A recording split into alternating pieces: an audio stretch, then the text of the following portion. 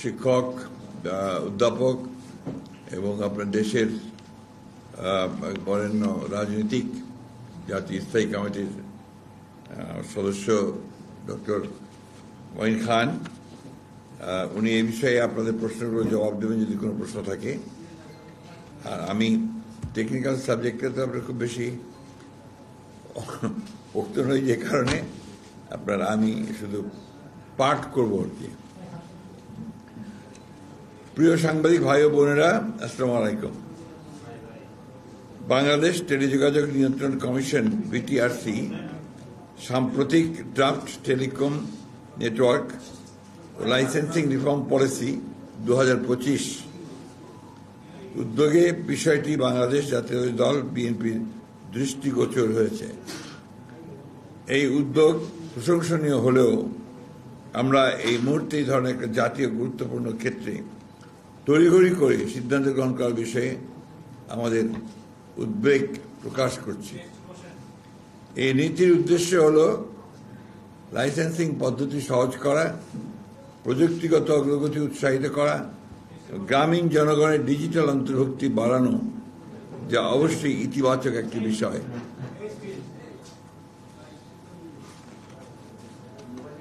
তবে খসড়া নীতিমালাটি বিশ্লেষণ করে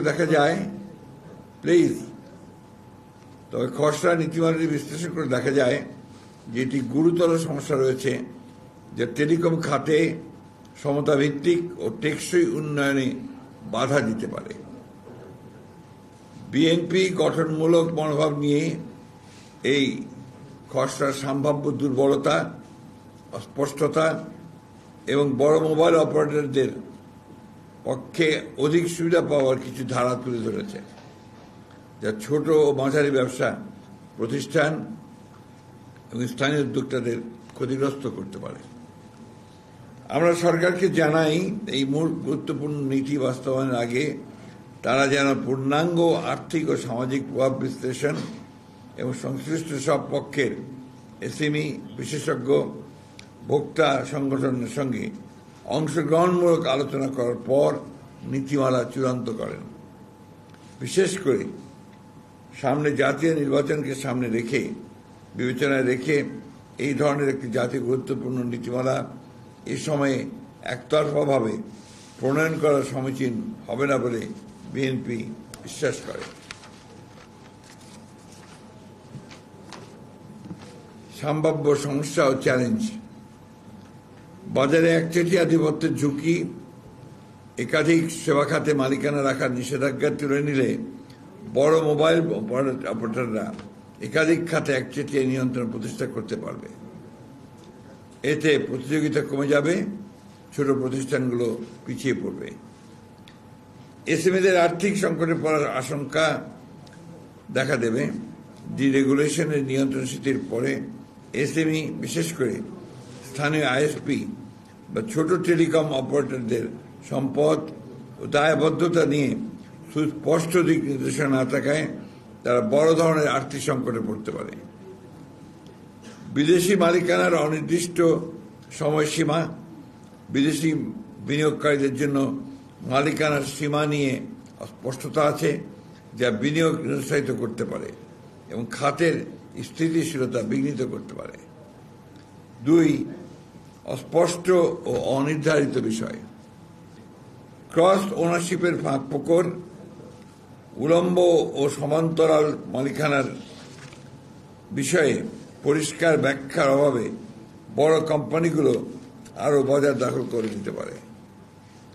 এন্টারপ্রাইজ সার্ভিসের সীমা অস্পষ্ট।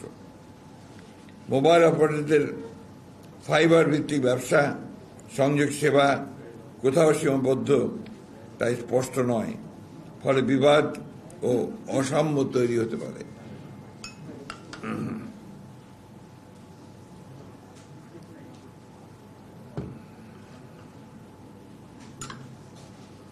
নতুন প্রযুক্তির বিষয়ে স্পষ্টতা নেই।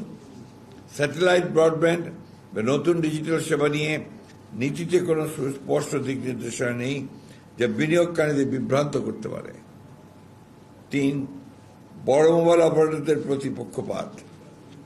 একক লাইসেন্সের বাধা এসএমইর জন্য আইএসপি লাইসেন্স একীভূত করার ফলে বড় প্রতিষ্ঠানগুলো সুবিধা পাবে।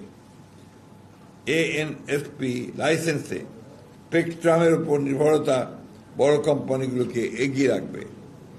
ফিক্সড টেলিকম লাইসেন্স করা থাকলেও সারা দেশে সেবা দিতে হবে, উচ্চমান বজায় রাখতে হবে, যে এসএমইদের জন্য চ্যালেঞ্জ হয়ে দাঁড়াবে।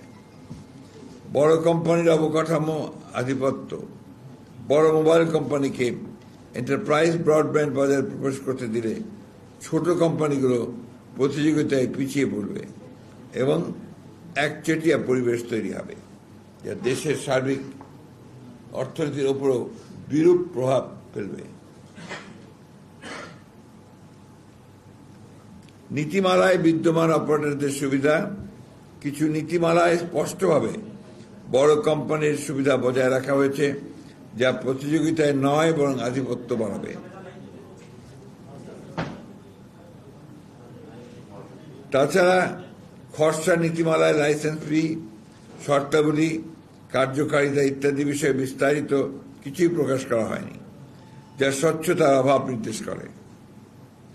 আমরা সরকারকে আহ্বান জানাই, এসএমই প্রযুক্তি বিশেষজ্ঞ, গ্রাহক সংগঠন সহ সব পক্ষকে নিয়ে খোলামেলা আলোচনা করার পর যেন এই ধরনের একটি গুরুত্বপূর্ণ নীতিমালা চূড়ান্ত করার সিদ্ধান্ত গৃহীত হয়। সেই সাথে এই প্রস্তাবিত নীতিমালার একটি পূর্ণাঙ্গ আর্থিক ও সামাজিক পরিণাম বিশ্লেষণ করা হোক। বিশেষ করে এসএমই ও স্থানীয় ব্যবসায়ীদের সম্ভাব্য ক্ষতি, কর্মসংস্থান হ্রাস এবং অর্থনীতির উপর প্রভাব বিবেচনায় রেখে এটি করা গুরুত্বপূর্ণ। এই ধরনের জাতীয় পর্যায়ের টেলিকম নীতি প্রণয়ন অবশ্যই সতর্কতা, স্বচ্ছতা ও অংশগ্রহণ নিশ্চিত করে নিতে হবে। সামনে জাতীয় নির্বাচন থাকায় তাড়াহুড়ো করে সিদ্ধান্ত নেওয়া উচিত হবে না। বিএনপি বিশ্বাস করে সবার জন্য উপকার বয়ে আনে এমন নীতি গ্রহণযোগ্য। ডিজিটাল সংযুক্তির মাধ্যমে সমতাভিত্তিক উন্নয়ন ও ডিজিটাল নিরাপত্তা ও সার্বভৌমত্ব রক্ষার অঙ্গীকারী আমরা কাজ করে যাব। আপনাদের সবাইকে ধন্যবাদ। আল্লাহ হাফেজ। বাংলাদেশ জিন্দাবাদ। আপনাদের কোনো প্রশ্ন থাকলে করতে পারেন।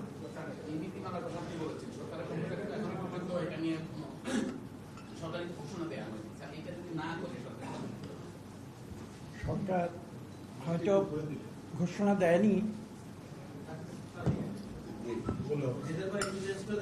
সরকার হয়তো ঘোষণা দেয়নি, কিন্তু আমরা জানি যে কারণে আমরা তাড়াহুড়া করে আজকে আপনাদের হয়তো কষ্ট হয়েছে, তাড়াহুড়া করে এই প্রেস কনফারেন্সটা আমরা ডাকতে বাধ্য হচ্ছি।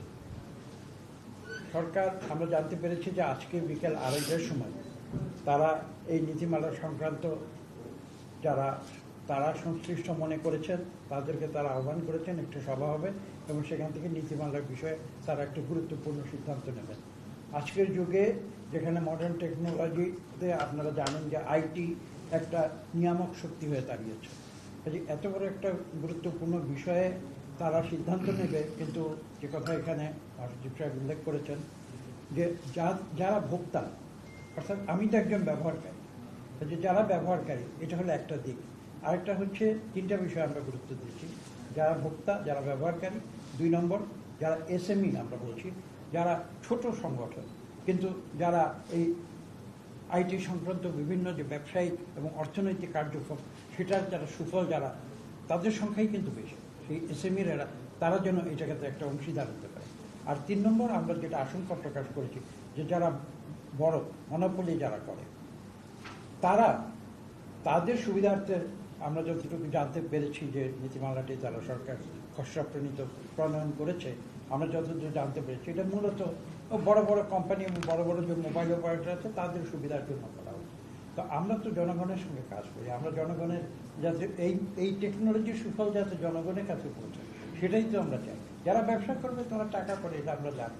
দেখেন অতীতে 15 বছর কি হয়েছে, ওদের নীতিমালায় কি ছিল। তারা দেখেন একটা এমন একটা মনোপলি সৃষ্টি করেছিল, শুধু মনোপলি নয়, তারা একটা অলিগার্কি সৃষ্টি করেছিল। অর্থাৎ তাদের যে সমর্থন পুষ্ট কিছু সীমিত সংখ্যক লোক তারা সমস্ত অর্থনীতির সুফল পাবে। আজকে আমরা তো প্রত্যাশা করি আজকে জনগণের যে সংগ্রাম, ছাত্র জনতার যে এবং